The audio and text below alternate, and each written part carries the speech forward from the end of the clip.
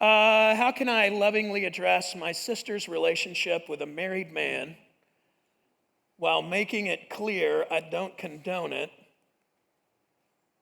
without it jeopardizing our family bond? Well, that is an intense question Yes. with some details. I don't know what your relationship with your sister is. I don't know how close you are. I don't know how much relational equity you have with her. She already may know how you feel about it. And she already may feel ashamed anytime she's around you.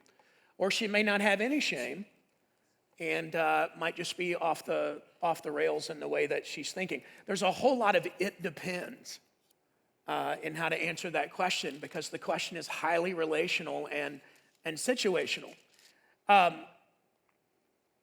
People that I have and people that have relational equity with me, I have relational equity with them, they have relational equity with me.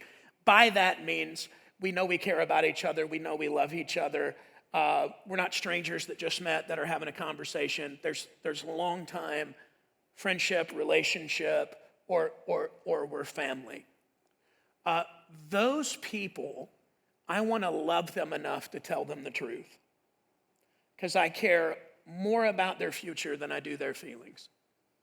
And I want them to love me enough to tell me the truth, because they care more about my future than my feelings. And so I want people that are willing to hurt my feelings because that's the best thing for me. And there's two sides to love, right? Tough and tender. And God grant me the wisdom to know what's needed here: tender love or tough love.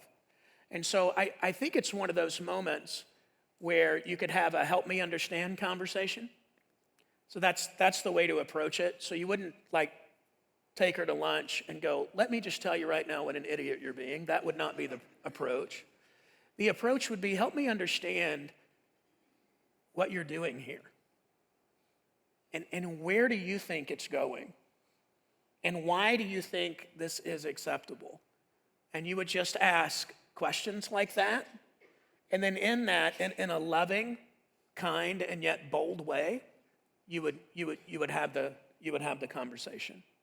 But yeah, I mean, that's a tricky one. That's a very pastoral thing that we would talk about, because there's a lot of details involved. But those are some general thoughts. You want to add to that? Still in the it depends realm is if this person's a believer or a non-believer. The Bible does talk about in 1 Corinthians chapter 5, there's a situation going on within the church, and there's sexual sin happening that was actually being celebrated within the church of, wow, look at how gracious and accepting we are of the sin of these individuals.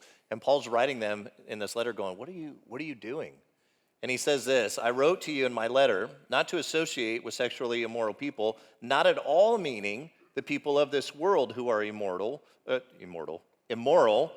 Nobody's immortal except Jesus. Okay, who are immoral or greedy and swindlers or idolaters. In that case, you would have to leave this world, but now I'm writing to you that you must not associate with anyone who claims to be a brother or sister, but is sexually immoral, greedy, an idolater, or a slanderer, a drunkard, or a swindler. Do not even eat with such people. And then he says, what business is it of mine to judge those who are outside the church? Are you not to judge those inside? So he's saying, if this is somebody who's not a follower of Jesus, don't expect them to act like a follower of Jesus. Now, it doesn't mean that you condone. And if this person does say, yeah, no, I want to follow Jesus, and they're in a relationship with somebody who's a married person, you don't want to celebrate that and go, well, God's grace is good, so this is fine. Paul says, no, you want to make it clear that this is hurting that person, and the heart behind that is love for the individuals. That this is not good for that married person, this is not good for the individual who's in that relationship, that this is actually doing damage. So in love, you don't want to go, well, we're just going to be gracious and celebrate it. But also, he says we treat it differently. If this person is saying, nope, I'm a follower of Jesus, versus, no, I'm not a follower of Jesus, well, that person's going to act like a person who doesn't follow Jesus would act like. And so Paul does say that you treat differently the different situations if they're a believer or not. But we don't want to celebrate sin, and we don't want to condone that. Yeah. Be wise in how you have the conversation. Yeah. Cordial, kind, clear.